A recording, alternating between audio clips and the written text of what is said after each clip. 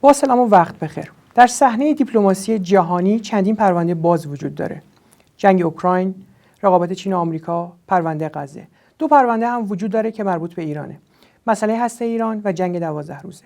بعد از جنگ 12 روزه بسیار مهمه که ما بدونیم چه سیاست خارجی رو باید اتخاذ کنیم که در صحنه دیپلماسی بین‌الملل جایگاه خودمون رو حفظ کنیم و اون رو ارتقا بدیم. به همین دلیل امروز در خدمت آقای عبداللهی کارشناس ارشد سیاست خارجی هستیم تا در این رابطه بحث و گفتگو کنیم. آقای عبداللهی خیلی ممنون که وقتتون در اختیار ما گذاشتید. تشکر از شما. سلام و عرض ادب. منم خدمت حضرت عالی و مخاطبین برنامه عرض ادب و سلام دارم و وقت بخیر دارم. امیدوارم که بحث خوبی باشه. مرسی، تشکر از شما. بریم سراغ سوال. آقای عبداللهی، سیاست خارجی ایران بعد از جنگ 12 روزه دستخوش چه تحولاتی شد و این تحولات چه تأثیری بر موازنه میان عقلانیت انقلابی، آرمانگرایی و عملگرایی گذاشته؟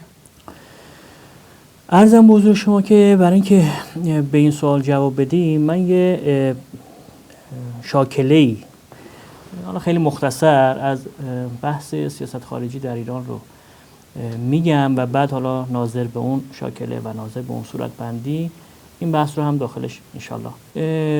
خب ما جریان‌های سیاسی مختلفی در ایران داریم یا نگاه‌های سیاسی مختلفی در ایران داریم، رویکردهای متفاوتی داریم.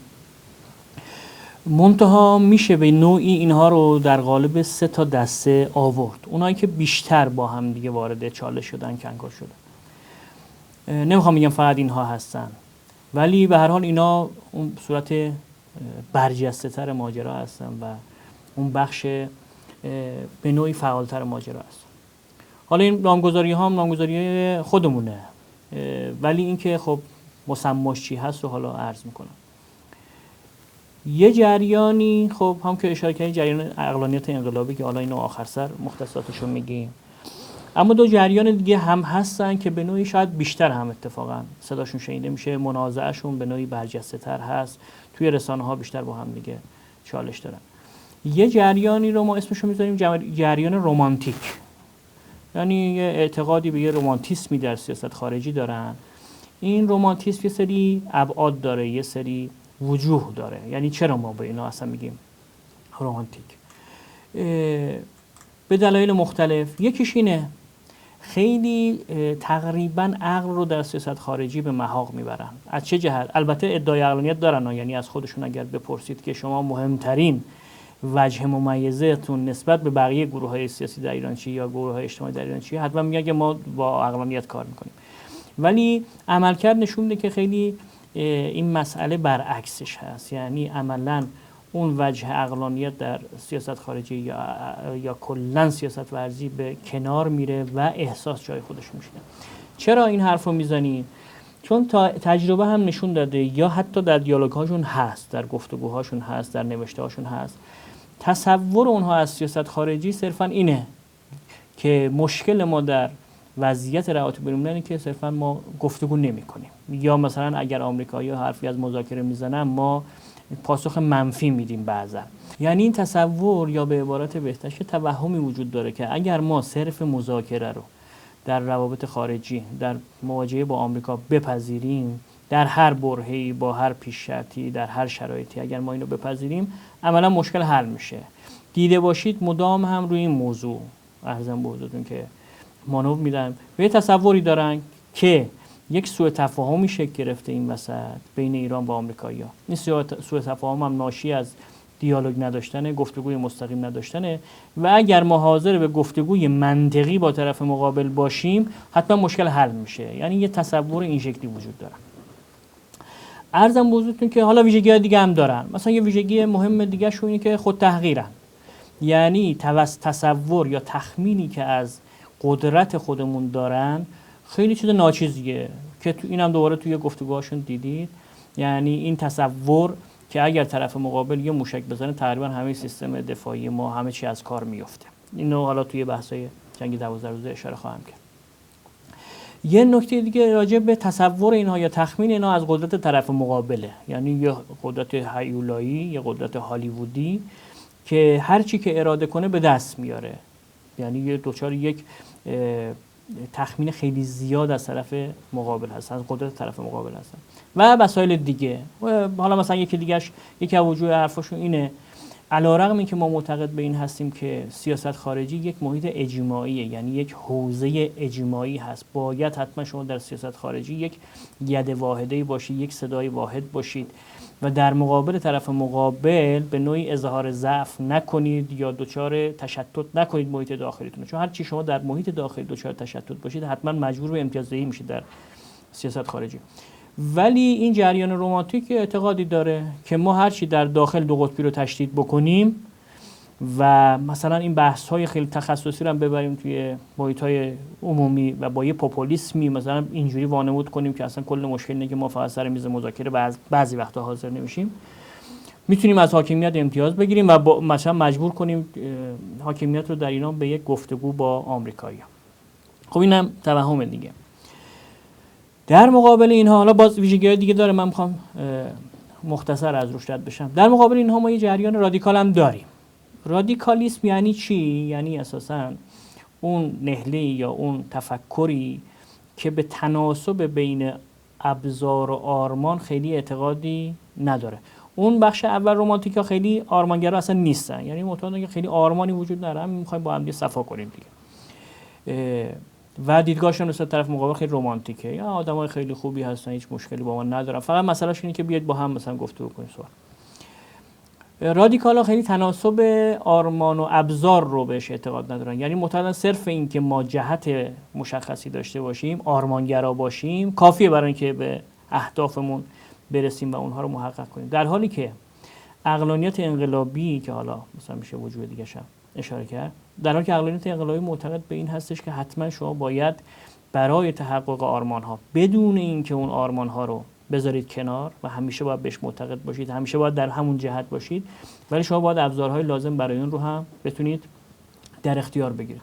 حالا رادیکال ها تو بعضی چیزا در واقع کمک میکنن به رمانتیسم. مثلا اون رادیکال ها هم به نوعی معتقد به این هستن که باید در محیط داخلی ما دو قطبی سازی کنیم در موضوعات مربوط به مسائل حساس سیاست خارجی، چون میگن که بالاخره ما مچ اونا رو میخوابونیم و موضوعاتی از این دست. اون چیزی که در جنگ 12 روزه، حالا میخوام سریع برم وارد فرمایش شما بشم، جنگ 12 روزه به نظرم تقویت شد، در واقع همین بحث عقلانیت انقلابی بود. چرا؟ چون ما توی یه وضعیتی وارد جنگ 12 روزه شدیم که اولا ما مذاکره رو پذیرفته بودیم، در حالی که رادیکال‌ها معتقد بودن که با هیچ مصلحتی نباید شما مذاکره رو بپذیرید، ولی حاکمیت بنا به یه مصالحی علیرغم اینکه میدونست که از مذاکرات چیزی خارج نخواهد شد ولی مذاکره رو پذیرفت، که حالا اینکه چرا پذیرفت بحث‌های مثلا سیاست داخلی و وضعیت اجتماعی و اینا خوب هست.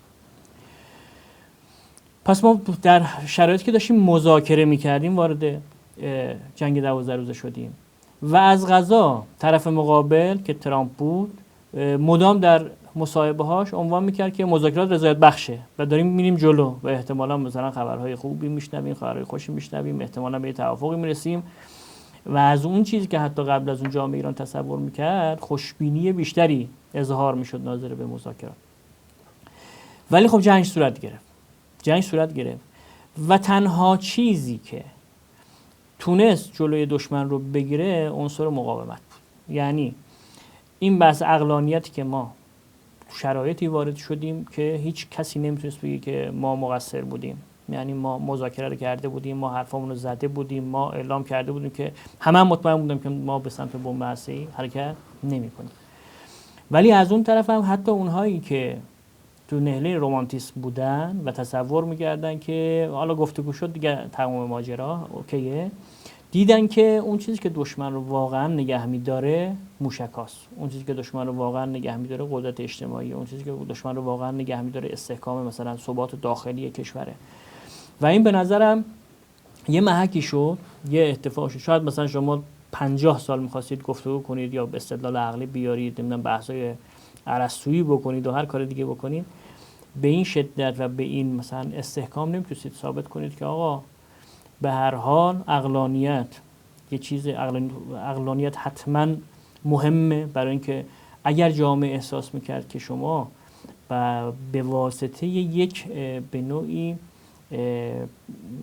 تبختر یا به واسطه یک نوعی یک دندگی مثلا کشور رو به جنگ کشوندید، احتمالا شاید ما یه همچین ثباتی رو در داخل نمی داشتیم.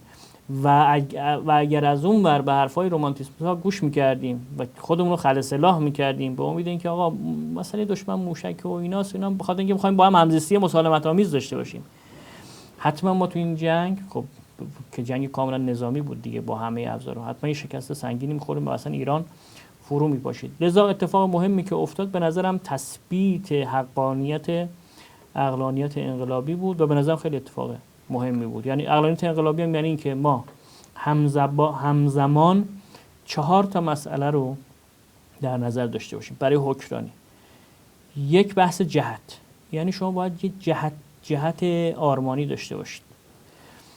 بی جهت بودن یا جهت معکوس داشتن مثلا خب دیگه هیچ نسبتی با انقلاب اسلامی و مثلا ایران نداره. اگه ما قرار بود که مثلا اون دوره پهلوی باشیم و مرتجع باشیم و اینا، خب خیلی اتفاق خاصی هم.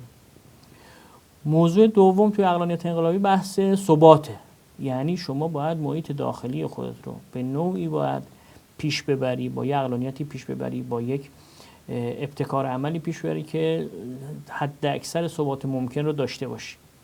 مورد سوم بحث کارآمدیه، یعنی شما اگر به مؤلفه کارآمدی فکر نکنید و فقط به مؤلفه‌های دیگه فکر کنید، عملاً نمیتونید یک نظام حکمرانی موفق رو داشته باشید که توی بزنگاه‌ها بتونه پیروز از آب در بیاد. و مؤلفه چهارم بحث رضایت، یعنی شما همزمان که دارید به جهت حکمرانی فکر میکنید، همزمان که دارید به ثبات فکر میکنید، همزمان که دارید به کارآمدی فکر میکنید، حتما همزمان باید به عنصر رضایت یعنی اقبال مردمی هم فکر کنید. هیچ کدوم از اینها رو به نفع اون یکی شما نمیتونید از بین ببرید. یعنی اتفاقا مشکل رومانتیست‌ها یا رادیکال‌ها همین است که یه وجهی از این 4 بعدی رو 4 رکن رو میگیرن و میخوان اون رو چه بکنن، خیلی کاریکاتوری در میاد، نهایتاً هم فرو میریزه. ولی عقلانیت انقلابی میگه من هر 4 تا رو با هم دیگه پیش میبرم. ببخشید طولانی شد.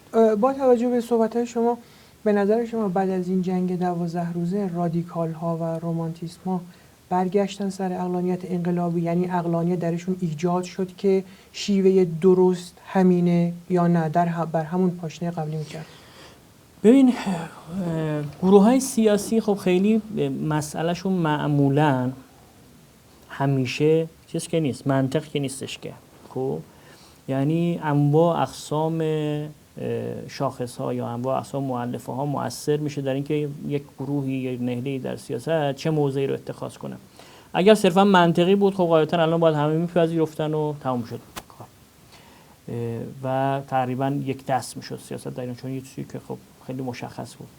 اما چون خب خیلی مؤلفه‌های دیگه هست مثل قدرت طلبی، منفعت طلبی و فلان بحث‌های دیگه، خب قاعدتا نه، اینجوری نیستش که تو ساحت سیاسی ما کلا موضوع از بین رفته باشه. نه، اتفاقا همون رادیکال‌ها هستن، رومانتیست‌ها هم هستن.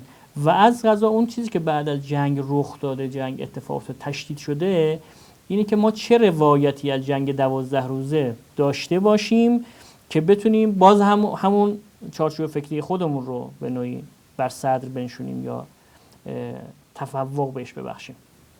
پس از بین نرفته. ولی جامعه بر اساس نظرسنجی و هم بر اساس تفاهمی که داریم از شرایط عمومی جامعه خیلی به سمت عقلانیت انقلابی متمایل تر شده. یعنی نظرسنجی‌ها نشون میده که همه تقریبا بخش، حالا همه که میگم یعنی اکثریت مطلق، باور به این دارن که ما باید حتما از دفاع موشکی خودمون دفاع بکنیم، از پدافندمون دفاع بکنیم، ما باید قدرتمند باشیم و خیلی ها هم به مذاکره بدبین شدن، به مذاکره و سودمندی مذاکره با آمریکا، بازدارندگی مذاکره با آمریکا. خب این نشونه که تو جامعه عقلانیت انقلابی بیش از گذشته مقبولیت پیدا کرده، یعنی این جریان. ولی جریان‌های سیاسی قاعدتاً دچار یک انفعالی شدن، جریان‌های سیاسی غیر از عقلانیت دچار یک انفعالی شدن. ولی این که نه مثلا همشون دست از اون بحث خودشون کشیده باشن و بعد دیگه گفته باشن خب دیگه پس مشخص شد که راه ما غلط بود، خب قاعدتاً سیاست اینجوری نیست. ممنون عبدالله. بعد از جنگ و این تحولاتی که در جهان وجود داره، طبعاً یکی از مسائل مهم و مسئله هسته‌ای ایرانه. مسئله هسته‌ای ایران چه راهبردی در مطالعات امنیت ملی داره و آیا در آینده مذاکرات احتمالی شکل بگیره، این مذاکرات رو میشه با مفهوم مدیریت قدرت پیش برد؟ راجع به موضوع هسته‌ای یه سری چیز وجود داره، یه سری به نوعی تمایز دیدگاه، تفاوت دیدگاه وجود داره. بخوایم ما منطق اصلا فناوری هسته‌ای ما چیه؟ واقعیتش ما آیا فناوری هسته‌ای می‌خوایم تاش به سمت بمب هسته‌ای حرکت کنیم؟ این که اساسا منتفیه و به دلایل مختلف هم منتفیه. این فتوایی که وجود داره ناظر به رفتن به سمت بمب هسته‌ای، خب فتوا اگه مطالعه گری باشه می‌دونه این فتوای خیلی جونداریه، فتوای خیلی با بنیادی هست، این جو تغییر نمیکنه. حالا باید برم مثلا بخونم دیگه چرا اصلا آقا این چیز انجام داده، به دلایل مختلف. یکیش اینه که خب شما آیا با بمب هسته‌ای مثلا به دنبال این هستش که حاکمیت رو نگه داری، مثلا ممانعت کنی از احتمال فروپاشی؟ خود آقا به این موضوع پاسخ داد. خب شوروی مگه ممانعت نداشت؟ فروپاشید. پس بمب هسته‌ای مانع فروپاشی یک کشور نمیتونه باشه. دوم، بمب هسته‌ای نمیتونه باعث بشه بمب هسته‌ای شما میخواید داشته باشید که کارآمدی اقتصادی داشته باشه. خب اینجوری نیستش دیگه، چون که خیلی از کشورها هستن بمب هسته‌ای دارن، خیلی هم پیشرفته به لحاظ اقتصادی نیستن. شما بمب هسته‌ای رو میخوای برای اینکه واقعا ازش استفاده بکنی، خب ما به دلایل مختلف استفاده نمی‌کنیم. چرا؟ چون نسل‌کشی انجام میده، یعنی افرادی که بیگناه هم هستن رو میکشه. حتی فرض کنید که توی بیابون بزنید، بیابون که نه، حالا مثلا یه محیط دشتی بزنید، آقا اینجا فتوا دارن چیزی که باعث نابودی هرس بشه اصلا شرعاً حرامه. لذا حتی مثلا این که باعث میشه که کلا تو اون منطقه رویش گیاه و اینا از بین بره، خراب میکنه. آره، این هم جزو استدلال هایی است که آقا میاره برای اینکه بمب هسته‌ای من. پس بمب هسته‌ای نه پیشرفت اقتصادی میاره، نه بازدارندگی نظامی تولید میکنه، نه بازدارندگی سیاسی تولید، هیچی تولید نمیکنه. پس ما بمب هسته‌ای نمیخوایم داشته باشیم. اما یه منطق مهمی ما داریم توی چیز، دو تا منطق داریم. یکی منطق مصرفه که آقا مثلا چقدر میخواید شما مصرف کنید، بس فقط تو حوزه انرژی هستی و فلان. یکی از چیزایی که خب غربی ها ناظر به موضوع هستی ما میگفتن و بعضی هم در داخل متاسفانه تو همون چارچوب مثلا حاضر بودن که خیلی از چیزا رو بدن بره، مثلا آقای ظریفی اینا منطق مصرف بود. خب مثلا چقدر مثلا برای بحث هستی نیاز داریم همونقدر، در حالی که هستی صرفا با منطق مصرف در حوزه انرژی و تولید برق قابلیت به نوعی اثبات نداره. منظورم از اثبات اینه که فراتر از این هست، فراتر از مصرف فقط در حوزه انرژی هستی. یک بحث یک لبه تکنولوژی هست، وقتی شما بهش دست پیدا بکنید در حوزه‌های مختلف، صنعت، پزشکی، چیزهای مختلف و اینا چیز داره. حالا بگذاریم از این که بحث خب شما حقی که دارید که نمیتونید واگذار بکنید، یعنی شما نمیتونید برید بگید که خب من این حقو دارم به شما واگذار میکنم، شما بیاید منو محدود بکنید. حالا این بحث مفصلیه نمیخوام واردش بشم. یه منطقه بازدارندگیه، یعنی ما فناوری هستی غیر از این که ما مصرف داریم، بحث تکنولوژی هست، رشد شاید 10 ها تکنولوژی. من یه بار فکر کنم 80 تا صنعت میتونه مستقیما از صنعت هستی، فناوری هستی بهره مند بشه. بازدارندگی هم هست، یعنی ما باعث میشیم که طرف مقابل دیگه از اون خاکیت جلوتر نتونه بیاد، توی یه جایی ما بتونیم قدرت خودمون رو در واقع بازدارندگی مثبته. بازدارندگی مثبته، آره، بازدارندگی فعال هست. حالا اینکه حالا بعد از جنگ 12 روزه چه اتفاقی برای انرژی هستی ما میفته، من معتقدم، حالا اینو قبلا هم یه بارم گفتم، به لحاظ بحث گفتگو راجع به همین اماکن هستی ما یا مثلا امکانات هستی ما مثل سانتریفیوژها و مواد و غیره اینا، ما به نوعی باید بگیم که ما همون روایت شما از اون بمباران رو میپذیریم. یعنی صرف نظر از اینکه واقعیت داره واقعیت نداره، شما گفتید که ما اون رو از بین بردیم دیگه. شما گفتید که فوردو رو از بین بردیم، نتنز رو از بین بردیم، جوسیف اصفهان رو از بین بردیم و اون چیز شاخص ما میگیم که از بین برده، اشکال نداره. خب پس دیگه عملاً این وجهش سواله و انتفاع موضوع میشه وقتی شما میگید ما از بین بردیم و در شرایطی که قاعدتا نباید حمله نظامی میکرد، یعنی باید به هر حال ام پی تی و کلا این آژانس باید از ما دفاع میکرد در این قضیه و ما عضو آژانس هستیم، اومدید و حمله هم کردید، آژانس هم هیچ کاری نکرده این وسط، خب ما هم روایت شما رو میپذیریم. پس بر مبنای روایت شما که اونا از بین رفتن، عملا دیگه ما راجع به اینا دیگه نظارتی، بازرسی چیزی غایتا نبوده شد. اما اینکه این مسئله به کجا خواهد رفت در واقعیت چیز از الان نمیشه پیش بینی کرد. باید ببینیم که در آینده چه اتفاقاتی میفته. قاعدتا اونا فشار خواهند آورد. اولین مسئله اونا اینه که اطلاعات کسب کنن که اونجا چه اتفاقاتی افتاده. همین که الان هیچ برآوردی ندارن نشانه خوبیه برای ما که حالا بعضی چیزا رو برای ما اثبات بکنه که خب یه بحث مفصل دیگه هست.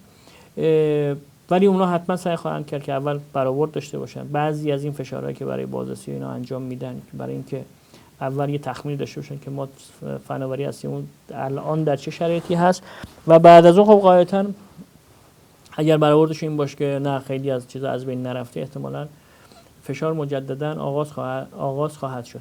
تو بحث هسته ما تغییر استراتژی و تغییر راهبردی قاعدتا نداریم. هم راهبردی که قبلا داشتیم، یعنی راهبردی که باهاش مذاکره میکردیم. ما بعضی از محدودیت ها رو حاضر بودیم موقت بپذیریم و بعد از اینکه اون محدودیت ها به نوعی چیز شد و راستی آزمایی شد و بحث صلح‌آمیز بودن اصلی همون بحث که توی برجام، بعد از اون قرار بود که طی یه فرایندی 8.5 سال بود، بعد 10 سال بود، 13 سال بود، 15 سال بود و 20 سال 25 سال اینا بود، قرار بود که بحث انرژی هسته ایران یا کلا صنعت هسته ایران به حالت اولی، حتی بعضی چیزا رو خب توی برجام به صورت دائم العمر پذیرفته بودیم متاسفانه.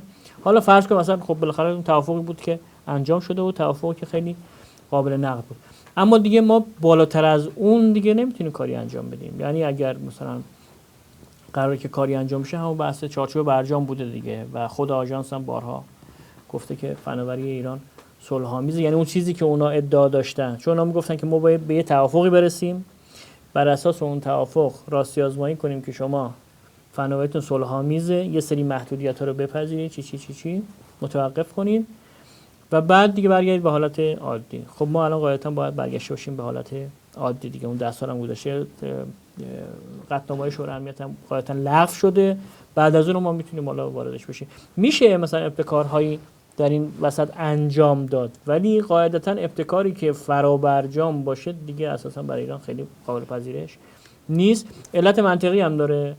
یه علتش اینه که خب شما فرض کنید اینو پذیرفتی دوباره، همون آش همون کاسه است دیگه. پس راهی که رفتی یه بار و تهش به جنگ منجر شده قاعدتاً شما نباید بری. نه اینکه اینجا تقصیر ما باشه که به جنگ منجر شده، ولی اون نشون میده که شما هر چقدر محدودیت بپذیرید تهش اگر اراده کنه، اراده منظورم اینه که فکر کنه که الان وقتشه، حتما از ابزار نظامی استفاده میکنه. پس ما نیازی نیست که برگردیم به اون مسیر. بله به اون مسیر برگردیم، قطعا به اون مسیر برجام. اصلا به نظرم یکی از دلایلی که به اینجا رسید برجام حتما یکی از دلایله. میخوام میگم آقای ظریف باعث جنگ شد، یعنی نیت این داشت که، ولی ببین شما از سال 92 به بعد کشور رو وارد مسیری کردید که 2 تا اتفاق مهم افتاد. ما مثلا معمولا مذاکرات رو که می‌خوایم نقد کنیم میگیم که برجام مثلا اینجا این محدودیت رو برای ما داشت، اونجا اون محدودیت رو داشت، اینجا مثلا بحث اسنپ بک رو مثلا چیز کردید، اینجا به جای مثلا ترمینیت نوشتید لیفت یا مثلا چی یا ساسپندش کرد مثلا از این چیزا. ولی اون مشکل اصلی که مذاکرات 92 تا 94 ایجاد کرد و برجام ایجاد کرد، به نظر من این جزئیات و اینا نبود. 2 تا مشکل اساسی ایجاد کرد اون مذاکرات. یک، محاسبات طرف مقابل کاملا نسبت به ما عوض کرد.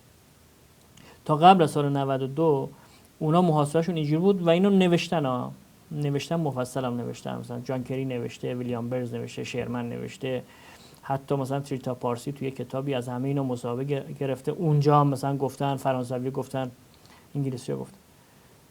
اونا محاسبهشون این بود که اگر به ایران زیادی فشار بیارید، ایران همینجوری رشد فناوری میده تا 90% هم غنی‌سازی میکنه.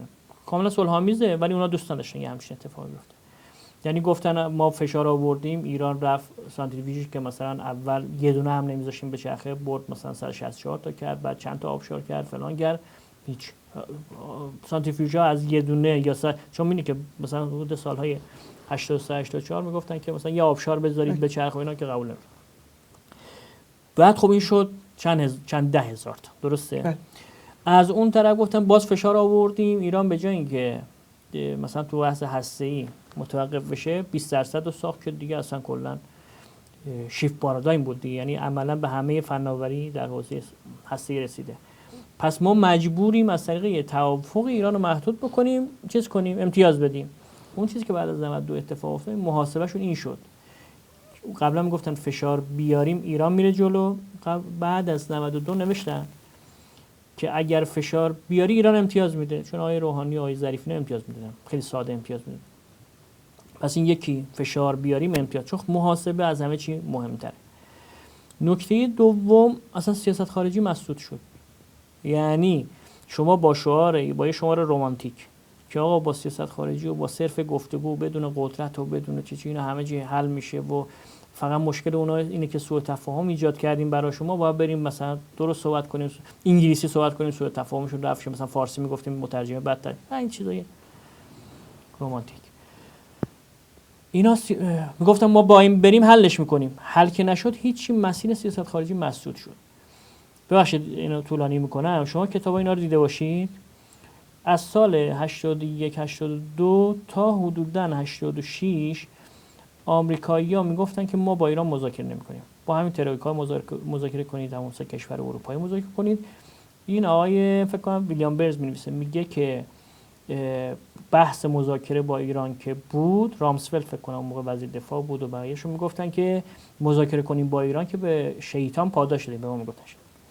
سال 86 87 به بعد میبینن که ایران به لحاظ فناوری هستی رشد کرد، اون بحث UCF را افتاد و فلان اینا و موضوع سانتریفیوژا بعد که داشتیم میرفتیم مثلا سال 87 اینا فکر کنم که اولین بار همین ویلیام برزینا در قالب 5 به اضافه 1 ورود میکنن به مذاکره با ایران، همون موقع که آقای جلیلینا بودن، یعنی اولین مذاکره مستقیم با آمریکایی‌ها هم اتفاقا دوره آقای جلیلینا رخ داد. اون تا مذاکره مستقیم این شکلی نبود دیگه، مثلا در حاشیه یه چیزی بود به درخواست شدید خود ویلیام برنز و اون موقع فکر کنم جک سالیوان اینا هم بودن.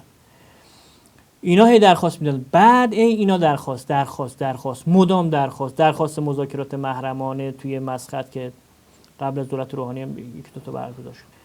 ولی بعد شما با یه مذاکره بد، با یه توافق بد و با یه محاسبه بدی که برای طرف مقابل ایجاد کردی، عملا کارو به اونجا رسید دیگه میگم من با تو اصلا مذاکره نمی‌کنم که. این 12 تا شرط پامپئو که میگفت موقع وزیر خارجه اون دوره آیه ترامپ میگفت که این 12 تا شرط اصلا مذاکره گفتگو خاصی هم همینا رو بپذیرید، تمام شد رفت.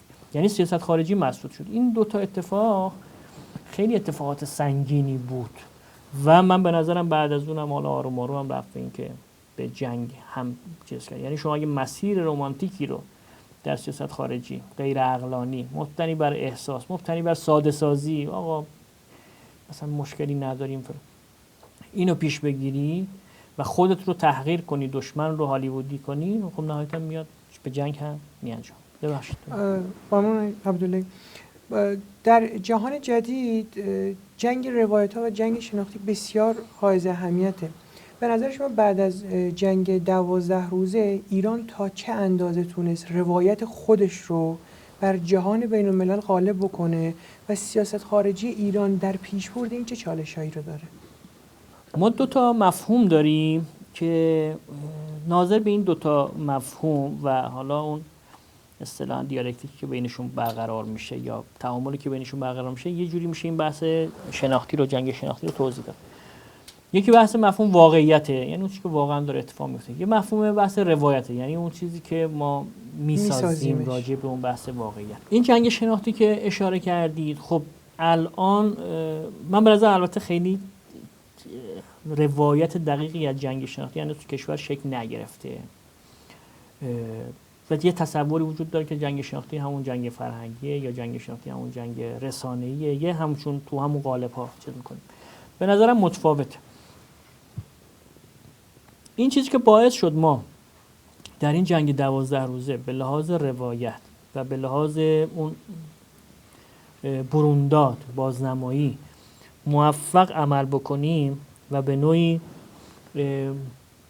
جامعه بپذیره و حتی افکار عمومی منطقه روی این موضوع یقین داشته باشه که ما پیروز شدیم، واقعیت میدون بود. یعنی اونا یه تصور داشتن که ایران کارش تمام میشه، ایران مثلا پدافندشه که زدیم دیگه کاملا بی‌دفاع میشه، ایران امکان حمله نخواهد داشت با توجه به گنبد آهنین و نمیدونم فلاخان داوود و اهرو و انواع اقسام حالا پدافند. اون چیزی که در واقعیت ایران انجام داد خب خیلی چیز بود، چون یه تصور غلطی وجود داره که شما هر چی روایت کنی همون چی میشه، یعنی غالب میشه. ما هیچ واقعیتی نداریم، همش برساخته، همش روایته. شبیه هم مثلا بودریا رو بحث حاد واقعیت. ولی نه، واقعیت مهمه و اون چیزی که ما رو تا الان هم آورده جلو به ویژه تو این جنگ 12 روزه همون بحث واقعیتی بود که تو اون دوره اتفاق افتاد. اونا تصوراتی داشتن راجع به محیط اجتماعی ایران، راجع به فضای نظامی ایران و غیره. اینا خب برعکسش اتفاق افتاد. اسرائیل توی تحقق اهداف شکست خورد و این واقعیت باعث شد که تو این جنگ شناختی ما خب موفق بودیم، یعنی اون شناخت شکل گرفت که ما پیروز بودیم. ولی این جنگ شناختی به نظرم خیلی گسترده است و اساساً یک پارادایم دیگری هستیم ما توی فضای ارتباطاتی و فضای روایی و فضای ناظر به حالا رسانه با یه تساهلی. مثلا میخوام بگم یه اصطلاحی داریم ما توی چیزا، توی علم مثلا یه چیزی هست احتمالاً شنیدید دیگه، انقلاب کوپرنیکی. قبلش مثلا عالم بطلمیوسی بود و بعد اصلا کلا همه چی فیزیک و ریاضیات خیلی چیزا مثلا بر مبنای اون تفسیر بطلمیوسی از عالم. مثلا کوپرنیکی کلا فضا رو برگردون دیگه، یعنی کلا جای دو تا چیز رو با هم دیگه عوض کرد، مرکز همه چی رو با هم دیگه عوض کرد. توی فلسفه هم همین چیزی داشتیم. مثلا کانت خودش میگفت که من یه انقلاب کوپرنیکی کردم در حوزه کلا فلسفه و شناخت و علم و فلان و این حرفا، جای محیط بیرونی و محیط مثلا ذهن و کلا اینا رو عوض کرد. حالا ذهن با چیز میگم تصور میگم. با حضور شبکه‌های اجتماعی کلا فضای ارتباطاتی به نظرم تغییر کرده و یکی از چیزایی که داره اتفاق میفته، یعنی تو جنگ شناختی استفاده میشه، اصلا کلا فضای جدید چیزیه. شبکه‌های اجتماعی ببین رسانه ها قبلا اینجوری بود، مثلا ما میگفتیم خب رسانه چی میگه، مثلا رادیو خب یه چیزی بود شما در واقع فقط صدای شما بلندتر بود، یعنی همون پیامی که داشتی رو میتونستید در یه گستره بیشتری شما منتقل کنید. مثلا اگر شاید رادیو نبود، اگر کاست نبود، خب قاعدتا امام احتمالاً نمیتونست مثلا این فرمایشات خودش و اطلاعیه خودش و اعلامیه خودش مثلا تو این فضای گسترده مثلا پخش بکنه. بعد تلویزیون و رادیو تلویزیون و چیزای دیگه هم که شکل گرفت، خب اینا مبتنی بر بیشتر اینفورمیشن، اطلاعات. ولی اون چیزی که با شبکه اجتماعی شکل گرفته دیگه اینفورمیشن نیست، کلا دیگه زندگی، یعنی یه عالم جدیدی ایجاد شد با شبکه اجتماعی. یعنی حالا اینکه اگه بخوایم مثلا بر مبنای دشمن تحلیل بکنیم، فرض نکنیم که مثلا یه روند مثلا طبیعی تکنولوژی بوده، اونی که این چیز ایجاد کرد تو این چارچوبه اون بحث چیز هست، عالمی دیگر به باید ساخت وزن و آدمی. این حالا اینجوری میشه دیگه، عالمی دیگر به باید ساخت با اون آدمی، یعنی یه آدم دیگه ای اصلا توی عالم دیگه ای به نظرم چیز میشه. یعنی شبکه اجتماعی اولا هستی شناسی شما رو دچار تغییر میکنه، ثانیاً معرفت شناسی شما رو دچار تغییر میکنه و ثالثاً این بحث شبکه ارتباطی شما رو کاملا دچار تغییر میکنه. مفصل حالا داستانش نمیخوام خیلی ورود بکنم بهش. یعنی عملاً برای شما یه عالم دیگه ای میسازه و تو اون عالم خیلی چیزا رو، اینکه شما با کیا ارتباط میتونید داشته باشی، با کیا نمیتونید داشته باشی، کلا مثلا تو بحث‌های معرفت شناسی خب دیگه خیلی خود اون گزارهه خیلی اهمیتی نداره، یه چیزای عجیب غریبه. عدد جایگزین واقعیت میشه، عدد جایگزین حقیقت میشه، اروس جایگزین مثلا حقیقت میشه. این باعث شده که دشمن تو این چارچوب بتونه مثلا از این ابزار، اگه شما دیده باشید مثلا یه سخنرانی معروفی داره فکر کنم تو آمریکاست، نتانیاهو، همین بعد از جنگ 12 روزه، میگه خب ما ابزارهای مختلفی باید ازش استفاده کنیم، کلا دنیا عوض شده، چی شده، ما فکر میکنیم باید چیکار کنیم. مثلا توی یه دیالوگی که داره تو جایی که داره صحبت میکنه، خب اونجا غالبا باید مثلا از نمیدونم پدافند جدید صحبت بکنه، غالبا باید از ابزارهای مثلا تهاجمی جدید صحبت کنه، از موشک صحبت بکنه، از نمیدونم چی صحبت کنه. ولی راجع به 2 تا مسئله صحبت میکنه. اگه دیده باشید اونجا میگه یکی از مهمترین کارهایی که ما داریم انجام میدیم چیه؟ خرید تیک تاک به عنوان شبکه اجتماعی. حالا اینم اشتباه میگم چون تیک تاک خیلی تو محیط ایران. دومین چیزی که میگه ما باید تعامل کنیم با ایکس، همون توییتر، با ایلان ماسک. میگه ایشون دوست ما، دشمن ما نیست و باید تعامل کنیم. یعنی یکی از چیزایی که خیلی الان بهش رو آورده اسرائیل و خیلی براش اهمیت ویژه پیدا کرده برای جنگ 12 روزه شبکه اجتماعیه. شبکه اجتماعی چون میدونه که اونجا میتونه خیلی از مسائل تغییر بکنه، خیلی از روایت‌ها میتونه اونجا برساخت بشه و چی بشه. من این که دارم میگم به معنی نیستش که ما باید خب الان پس اوکی اینه که شبکه اجتماعی فیلتر میکنیم و تمام بشه میره پی کارش. نه، از قضا اون چیزی که تمایز جدی که بین عقلانیت انقلابی با اون 2 تا نهله‌ای که اول عرض کردم وجود داره، یه بحثش اینه. عقلانیت رادیکالیسم معتقده که خب انتحار کن دیگه، مثلا ببند سریع، هیچ کار خاصی نمیخواد بکنی، فقط مسئله رو ساده کن و قفلش کن. رومانتیست‌ها میگن استحاله، یعنی میگن اصلا دوباره سادهش کن، خیلی کار خاصی باش نداشته باش. شبکه اجتماعی دیگه دارن ملت ازش استفاده میکنن، همینجوری ازش استفاده کن دیگه. خیلی ساده صحبت میکنن، اونوری هم ساده صحبت میکنن، اینوری شاید که دلالی که اینا بیشتر شنیده میشن ساده صحبت کردن، ساده سازی، ساده گویی فهم کنم با ساده سازی. ساده گویی یعنی شما یه حرف پیچیده رو بتونی خوب و روشن و سلیس و روون و اینا بگی، خیلی هم اتفاقا چیز مثبتیه، رویکرد مثبت. ساده سازی یعنی یه مسئله‌ای که بالاخره وجوهی داره، ابعادی داره فلان اینا، خیلی فقط یه بعدشو در نظر بگیری، بعدشو در نظر بگیری، همینه دیگه. اون چیزی که عقلانیت انقلابی بهش اعتقاد داره ابتکاره، یعنی نه استحاله است و نه انتحاره. ابتکار یعنی شما خب یه بحثی داره ما به اسم شبکه اجتماعی، میدونیم هم که به صورت طبیعی دشمن هم ازش استفاده میکنه، میدونیم هم که با توجه به قدرت فناوری که داره رگولاتوری و تنظیمگری هم توش کامل درستش کرده. مثلا تو اینستاگرام شما میتونید راجع به حماس صحبت کنی، راجع به نمیدونم مقاومت صحبت کنی، راجع به راحتی نمیتونید صحبت کنی. خب شما باید ابتکار عمل به خرج بدی، یعنی همزمان که حواست به اون جهت در حکمرانی هست، همزمان باید اون بحث کارآمدی هم داشته باشی، همزمان باید به اون بحث ثبات فکر کنی، همزمان به اون بحث رضایت هم فکر کنی، یعنی توی چارچوب مشخصی بتونی ایدت رو هم پیش ببری.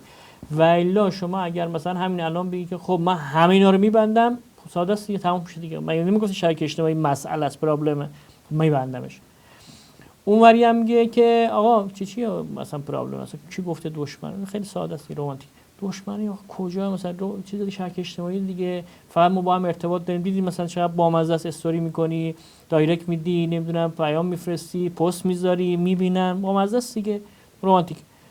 ولی اون عقلانیت انقلابی میگه نه، نمیشه این واقعیت رو در نظر نگرفت که حتما دشمن میخواد از این موضوع دیگه. حتی منم اگه بخوام ذهنا در نظر نگیرم، خب چش که دارم میبینم که نتانیاهو داره این حرفو میزنه دیگه، چش که دارم میبینم که مثلا یوتیوب مثلا مستند نمیدونم ابری تصمیم رو حذف میکنه دیگه، چون نمیخواد مثلا.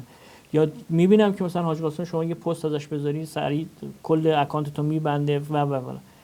ولی از اون طرفم بالاخره یه واقعیتیه، درسته؟ من نمیتونم مثلا مرتجع باشم برگردم به گذشته، نمیتونم انتحار کنم، ولی باید حتما ابتکارم. کار حتما سخت‌تریه، توجیهش حتما توجیه دشوارتری، ولی راه همینه دیگه. اگر این نباشه، اون 2 تا نهله دیگه کشور رو به بنبست میکشونه.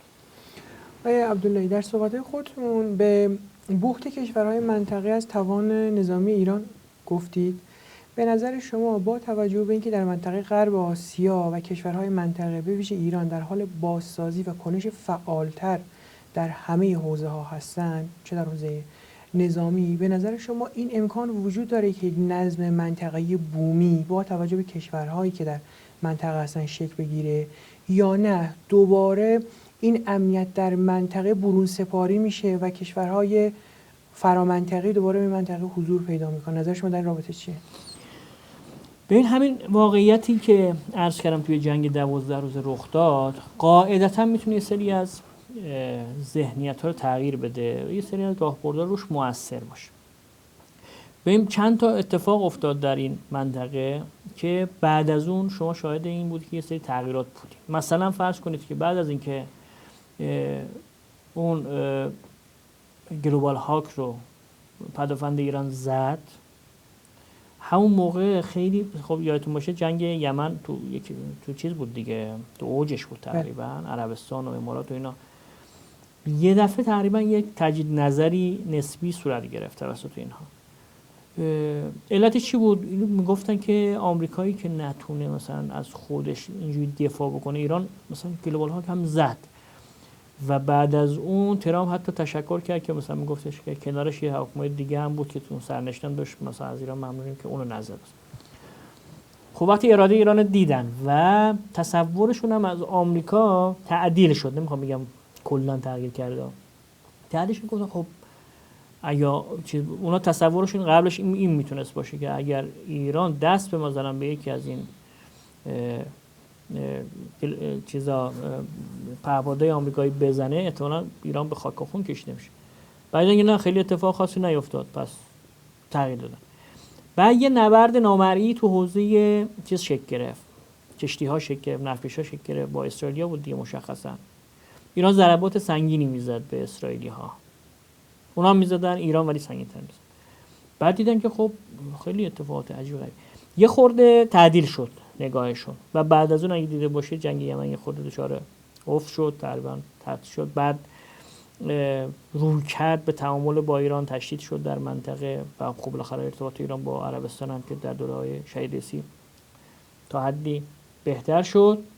خب این یه نکته خیلی مهم بود. یه نکته مهم دیگه خب این بحث جنگ 12 روزه بود.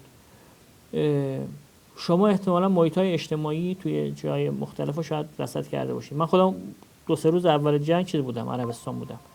خب اونجا از ملیت‌های مختلف بودن دیگه، تو حج بودن. این اتفاقاتی که میافتاد و موشک‌هایی که از ایران شلیک می‌شد اصلا برای اینا خیلی چیز بود، عجیب غریب بود. یعنی یه کشوری بتونه مثلا از چند هزار کیلومتر اونورتر مثلا بتونه اسرائیل رو بزنه، مؤثرم بزنه، خیلی براشون عجیب غریب بود واقعا. و بتونه وایسه، چون اسرائیل که نبود، در واقع ناتو بود، کل کشورهای مثلا عضو پیمان ناتو بود، آمریکا. خب یا این اتفاق که در عراق رخ داد و رأی بالایی که گروه‌های مقاومت آوردن، حتی تو ائتلافایی که مثلا تو ائتلاف آقای سودانی که رأی آورد، باز اون بخشی که به مقاومت به نوعی پیوند داشتن خیلی بیشتر رأی آورد. اون بخشایی که سکولار بودن تو حتی اون ائتلافی که رأی آوردن پایین‌تر رأی آورد. خب اینا بخش مهمش متأثر از بحث اون قدرت ایران تو جنگ 12 روزه بود. به هر حال وقتی یه همچین چیزی دیده میشه، ببین چرا مثلا بعضی از این کشورهای حوزه خلیج فارس یا بعضی از کشورهای منطقه مثلا سعی میکنن که با آمریکا هم پیمانی کنن؟ تصورش اینه که اگر تحولاتی اتفاق بیفته آمریکا میتونه کاملا معادله رو به سمت اینا بچرخونه. یعنی صرفا یه بخش مهمش، حالا غیر از اون که حالا نمیدونم چی آتو دارن چی دارن اینا، یه بخشی به خاطر اینکه تصور میکنه از این طریق قدرتش تامین میشه و از این طریق در رقابتشون با ایران به نوعی میتونن تفوق داشته باشن. وقتی این رو مشاهده بکنن که خب خود آمریکا و اسرائیل نمیتونن معادله خودشون علیه ایران رو به نفع خودشون حل فصل کنن، پس چجور میتونن مثلا معادله کشور دیگر رو علیه ایران جابجا کنن؟ قاعدتاً یه سری تعدیل‌هایی صورت میگیره. این که این تعدیل چقدر خواهد بود و چقدر پیش میره، من فکر میکنم که بستگی داره به ادامه ماجرا. الان شیب به سمت این هستش که این تعدیله به نفع ایران صورت میگیره و به علیه مثلا همپیمانی مطلق اینا با آمریکایی صورت میگیره و فکر میکنم تا حدی منطقاً، حالا اینکه در عمل به چه دلیل نمیتونن اون بحث دیگه داره، ولی منطقاً قاعدتاً باید پذیرفته باشن که یک نظم منطقه‌ای، یک امنیت منطقه‌ای حتما بهتر از یک امنیت نداشته فرامنطقه‌ای است.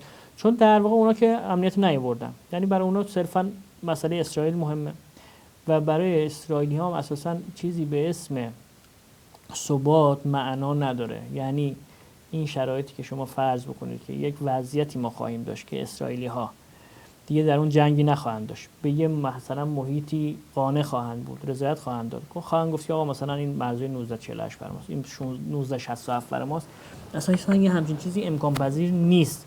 به خاطر حالا این داستان داره ها که چرا امکان پذیر نیست. اسرائیل بافت داخلیش به نحوی که امکان نداره که بتونه آروم قرار داشته باشه، امکان نداره که بتونه دیگر آزاری نداشته باشه، چون دقیقاً تو همون شرط اگه وایسه از درون متلاشی میشه. به هر حال اون خب تفکری که اونجا وجود داره، تفکری که معتقد به اون گسترش هست. اگر شما اگر بقیه حتی اون سکولارهاشون اگر تو اون چارچوب نخوان چیز بکنن، عملاً سازوکارشون کامل از هم میپاشه. لذا اسرائیلی ها به نحو داخلی خودشون، یعنی مرض داخلیه که باید حتما یه همچین شرارت‌هایی داشته باشه، یعنی ذاتش شرور اسرائیل، امکان این که اسرائیل یک دولت نرمال بشه در منطقه، یک نظام نرمال بشه اساسا وجود نداره، یعنی یک جوری با منطق خودش سازگار نیست. پس حتما آشوب خواهد کرد. آمریکایی‌ها براشون کلا فقط خود اسرائیل، نه اینکه اسرائیل رو حفظ کنن توی یه چارچوبی مثلا میگه بقیه بهش دست نزنن، نه، از اون گسترشی که اسرائیل میخواد، از اون شرایطی که اسرائیل میخواد باید قاعدتاً چیز بکنن دیگه، دفاع بکنن. پس همیشه منطقه دچار یک بحران و عدم ثبات خواهد بود. اگر خود کشورهای منطقه از طریق اینکه آقا دیگه رژیم به نام اسرائیل اینجا نباشه و خودشون بخوان که امنیت منطقه رو تامین کنن، راهکار دیگری بخوان، در واقع ناامنی رو دوباره در منطقه تشدید میکنن. اینی که من میگم کاملا دارم منطقی، یعنی خیلی ایدئولوژیک عرض نمیکنم. این بحث میگم که آقا اسرائیل ذاتاً باید شرور باشه، یعنی اگر شرور نباشه اسرائیل میپاشه از درون. خب مثلا دیدید که مثلا نتانیاهو ائتلافایی که داره یا مثلا بقیه گروهاش ائتلافایی که دارن، یه لحظه مثلا میخوام بیان از اون شرارت، حتی اگر بخوانم کم بکنن امکان پذیر نیست براشون. حالا نتانیاهو که اساسا نمیخواد، بقیه‌شون اگه بخوان، بعضیشون بخوان، اصلا امکان پذیر نیست براشون، چون میگم سازمانشون شرارت. حالا اینکه چقدر به نظر من هر چقدر که ضعف اسرائیل بیشتر نشون داده بشه و عدم امکان آمریکا برای تعیین معادلات به نفع خودش بیشتر چیز بشه، من فکر میکنم که کشورها بیشتر میرن به سمت اینکه یک اون امنیت منطقه‌ای رو، گروهی رو با هم داشتن. مثلا اتفاقی که تو افغانستان افتاد خب یکی از این پدیده ها بود، یعنی آمریکایی رفتن 20 سال توی آمریکا، خیلی هم خواستن وایسن و چی بکنن، ولی یه گروه طالبان اینا رو شکست داد دیگه و اونجا به نوعی فرار کردن. اینا خب همش یه سری نشانه نشون میده. الان دیده باشید مثلا یه تعاملاتی که اینا بیشتر با چین ایجاد کردن، بعضا با روسیه ایجاد کردن. حالا اینکه پشت اینا میتونه یه سری چیزایی هم باشه کاری ندارم ولی خود اینا نشانهایی که نشون میده که موقعیت آمریکا در منطقه میتونه افول بکنه و احتمالاً به این سمت خواهیم رفت. ولی اینکه قطعی چه خواهد شد به نظرم تو آینده بهتر میشه. منتظر تحولات باشیم. آره منتظر تحولات میتونیم باشیم. آقای عبداللهی یک دونه تشکر از شما، مرسی، لطف کردید. ببخشید، امیدواریم که خیلی وقتتون یک دونه تشکر ممنون که دست بخودتون در اختیار ما گذاشتید. سلامت باشین، بزرگوار. خداحافظ.